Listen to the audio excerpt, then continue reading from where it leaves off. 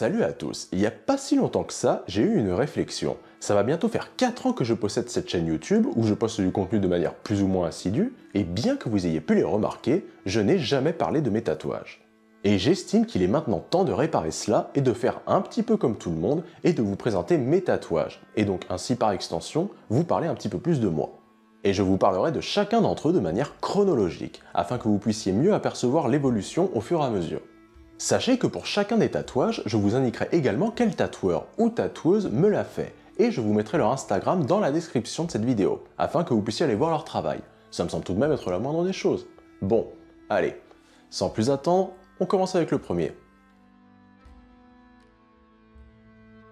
Le tout premier, je l'ai fait faire au studio 54 avec Ariane Tattoo pour mes 18 ans. Il se situe sur le pectoral droit et il représente, comme vous pouvez le voir, un livre. J'ai choisi ce motif à cet emplacement car je voulais commencer sur une zone discrète. Et surtout, parmi tous mes centres d'intérêt, je me suis demandé avant d'entrer dans le shop, c'est laquelle de mes passions que je suis sûr de garder jusqu'à la fin de mes jours? Laquelle je veux me faire ancrer en premier? Et la réponse ne s'est pas fait attendre, c'est la lecture. Je suis quelqu'un qui a toujours aimé lire, et je continue de lire très régulièrement et de tout. De la SF, de l'horreur, des classiques français, des classiques étrangers, des livres sur les tatouages bien entendu, mais aussi des livres sur la philosophie, la sociologie ou l'histoire. Bref, vous l'aurez compris, pour mon premier tatouage, j'ai décidé de me faire ancrer une passion qui, je suis sûr, ne me quittera jamais. Toujours fait au Studio 54 et toujours fait par Ariane, mon deuxième tatou. Je l'ai fait à 19 ans et il se trouve sur mon bras droit et entoure tout mon biceps. Il représente un oiseau se libérant de ses chaînes. Là, sans grande surprise, ça représente une envie et un besoin de liberté que j'éprouvais lorsque j'avais 19 ans. Et que j'éprouve toujours, bien que ma conception de la liberté a bien évolué avec le temps.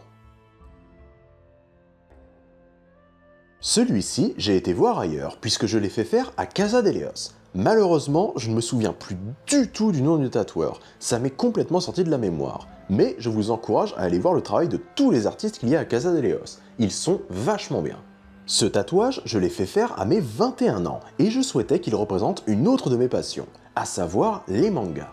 Et quel autre meilleur manga que Berserk pour représenter ma passion des tatouages? Enfin, à mes yeux bien entendu. J'adore ce manga, je le trouve vraiment excellent sur tous les points, que ça soit l'histoire, les personnages, le dessin, la narration ou encore la mythologie et tant d'autres choses. Mais je ne pense pas devoir vous faire l'affront de vous présenter l'univers de Berserk. D'autres vidéastes comme Al236 l'ont fait et bien mieux que moi. Maintenant, il est temps pour moi de vous parler de ma première grosse pièce que je me suis fait faire à l'âge de 23 ans. Elle a été faite par Luc Ecker, et sachez qu'à l'époque, j'étais le client le plus jeune qu'il avait jamais eu. Comme quoi, je savais ce que je voulais déjà assez tôt. Le tatouage prend tout le haut de mon bras, et comme vous allez pouvoir le voir, il s'agit d'un crâne édenté avec 2 roses, le tout dans un style que j'affectionne tout particulièrement, le réalisme sombre. C'est pour ça que pour cette première grosse pièce, j'ai préféré prendre 2 symboles qui me tenaient particulièrement à cœur. À savoir un crâne humain et des roses. Le crâne représentant bien entendu le memento mori, souviens-toi chaque jour que tu es mortel. Et les roses qui, à mes yeux, sont une belle métaphore de la vie, leurs pétales me rappelant personnellement les différents moments marquants qui, mis bout à bout, représentent une vie entière. On enchaîne avec un tatouage qui, au vu du style, comme vous allez pouvoir l'observer, est lui aussi réalisé par Luc Ecker. Il s'agit du crâne présent sur l'affiche du film d'horreur Evil Dead 2. J'avais 25 ans lorsque je me le suis fait faire, et je cherchais avant tout à combler l'espace sur mon biceps. Et parmi tous mes autres intérêts, il y en a un que je possède depuis l'âge de mes 13 ans, à savoir les films d'horreur. Et pour moi, le symbole qui représente le mieux ce qu'est l'horreur à mes yeux, c'est ce crâne d'Evil Dead. Il se dégage une inquiétante étrangeté dans ce design. Le fait que 2 yeux bien vivants vous fixent alors qu'ils se situent sur un crâne humain qui, logiquement, ne devrait plus avoir d'yeux.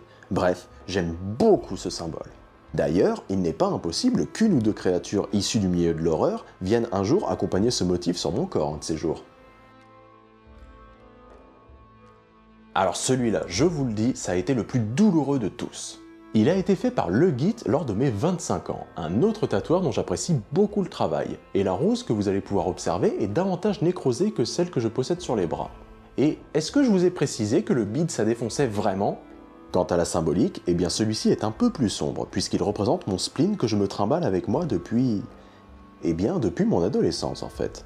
Après, je ne dis pas ça pour être plein, j'ai appris à vivre avec et à gérer. Mais bon, ce genre de choses, eh bien ça vous suit plus ou moins tout le temps.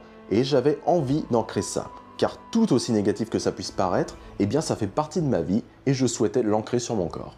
Petite anecdote, il faut savoir que ce tatouage était censé se trouver sur mes côtes à la base. Mais Tanguy, au dernier moment, m'a convaincu de le faire sur le ventre. Et il a eu bien raison car il rend super à cet endroit. Et pour terminer, le dernier tatouage en date a été réalisé encore une fois par Luc Ecker. Que voulez-vous? Le bonhomme est tout simplement très doué, c'est donc logique que j'y retourne. Il s'agit d'un portrait de l'un de mes écrivains favoris, à savoir Monsieur Howard Philip Lovecraft. Celui-ci, je l'ai fait faire à mes 27 ans, et vous vous demandez sans doute pourquoi ce choix d'écrivain en particulier. Tout simplement car j'adore l'univers ainsi que l'écriture de Lovecraft. Comme je l'ai dit plus tôt, j'adore l'horreur. Mais l'horreur cosmique de Lovecraft me touche particulièrement artistiquement parlant.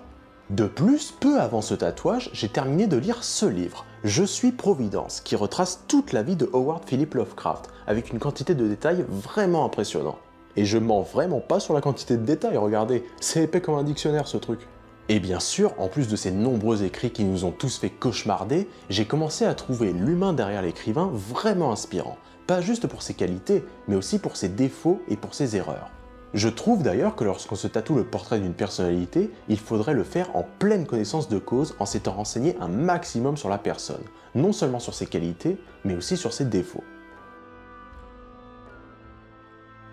Quant aux autres projets de tatouage que j'ai, et j'en ai un paquet, il faut savoir que ce n'est pas vraiment le manque de temps ou alors le manque d'idées qui me bloque, mais comme pour beaucoup de gens, c'est mon portefeuille.